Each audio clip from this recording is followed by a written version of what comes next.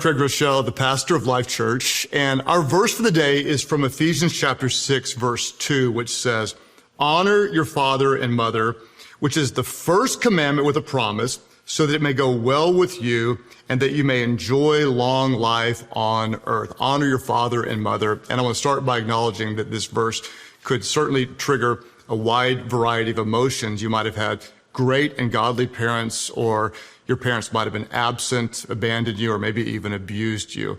So it could bring up emotions. Well, what does it mean to honor your father and mother? The word in the Greek for honor is the word time. It's spelled T-I-M-E, and it means to ascribe value. It means to esteem or to treat as precious and valuable.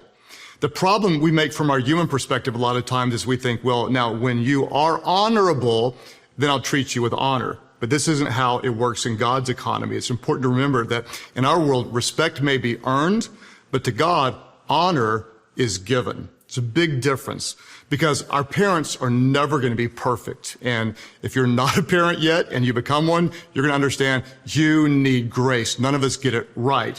And there's always going to be a gap between the ideal standard and what's real. There's always a gap. And our spiritual enemy wants you to fill the gap with accusations and criticism and dishonor, like my dad was a hypocrite or my mom was so controlling or whatever. Your enemy wants you to fill the gaps with accusations, but God wants you to fill the gap with honor. What does honor do? It assumes the best. It esteems generously. It ascribes value.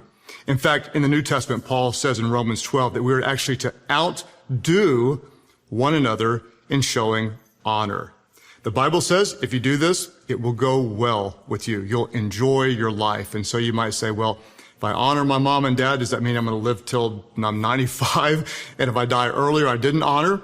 That's not what this means. It's actually just a principle that means when you ascribe value to, it's not about how they act, it's a matter of your heart. When you ascribe value to your mom and your dad, you avoid so much of the things in this world that could rob you from a meaningful life, because the richness of life isn't measured by the quantity of time, but by the quality of your relationships and experiences.